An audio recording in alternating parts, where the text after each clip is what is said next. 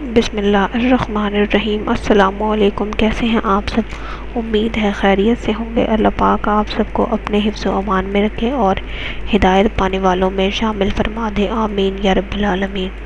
آج جو وظیفہ میں آپ کے لیے لے کر آئی ہوں وہ اولاد کے حصول کے لیے دعا ہے۔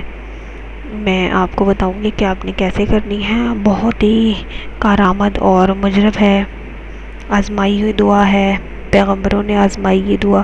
آپ بھی دعا پڑھیں، وظیفہ کریں، انشاءاللہ تعالی آپ کو بھی فائدہ ضرور ہوگا۔ اس سے پہلے ایک چھوٹی سی درخواست، ہمارے چینل کو سبسکرائب کریں، ویڈیو کو لائک اور شیئر ضرور کریں۔ شیئر صرف اس نیت سے کریں کہ کیا پتہ کسی کے حصے کی بہت ساری خوشیاں جو ہیں وہ آپ کی ایک چھوٹی سی کوشش کی منتظر ہوں، اور آپ کی اس کوشش سے دوسرے کے لیے آسانی ہو، اور آپ کی یہ نیکی آپ کے لیے صدقہ جاریہ کا ذریعہ بن جائے۔ آپ کوشش کریں دوسروں کے لیے ہمیشہ اچھائی بھلائی کریں، تو اللہ تعالیٰ آپ کے لیے بھی اچھائی اور بھلائی کرے گا، ہر نیکی کا راستہ آسان کر دے گا۔ اب میں آپ کو وظیفہ بتاؤں گی۔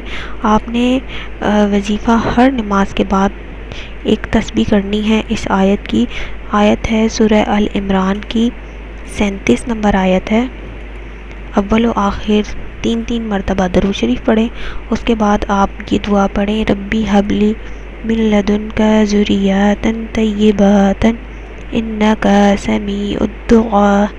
یہ آپ نے سورہ ال عمران کی آیت 37 کو ہر نماز کے بعد آپ نے ایک تسبیح پڑھنی ہے، یعنی 101 مرتبہ پڑھنا ہے۔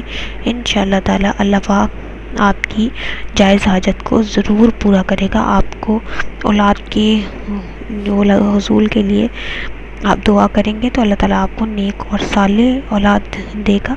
اور یہ دعا اولاد کے لیے جو ہے یہ حضرت زکریا علیہ السلام نے بڑھاپے میں کی تھی، چنانچہ اور دعا قبول ہوئی تھی، اور حضرت یحییٰ علیہ السلام پیدا ہوئے تھے۔